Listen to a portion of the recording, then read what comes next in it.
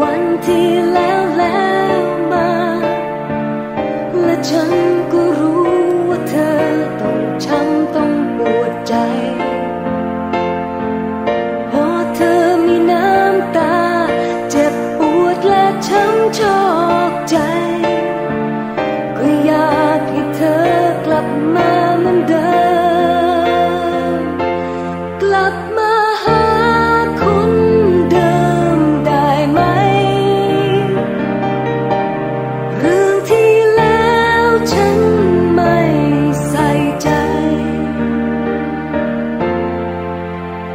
มันเป็นเพียงแค่กระแสลมแรงพัดพาใจตะเลิดไปมันเป็นเพียงแค่พายุในใจ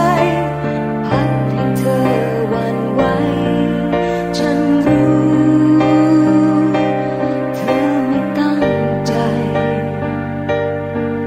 ฉันรู้เธอไม่ใจร้ายเธอคงจะเคลิ้มไปกับบางคนที่เข้ามาทำเธอให้หลงทางให้เธอนั้นทำผิดไปก็คงไม่โทษเธอและคงจะไม่โทษใครแค่อยากให้รู้ว่ายังเหมือนเดิมกลับมาหาคนเดิมได้ไหม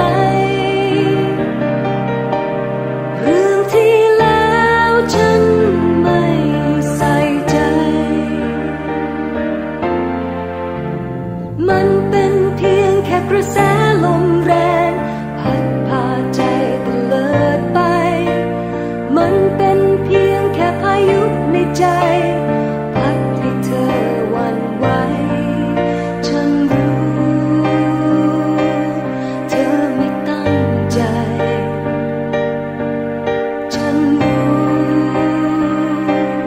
เธอไม่ใจ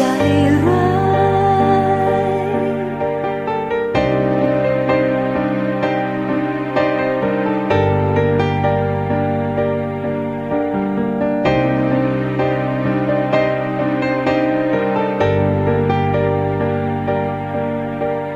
มันเป็นเพียงแค่กระแสลมแรง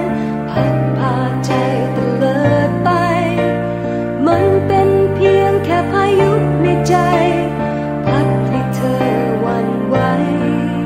ฉันรู้เธอไม่ตั้งใจฉันรู้เธอไม่ใจร้ายวันนั้น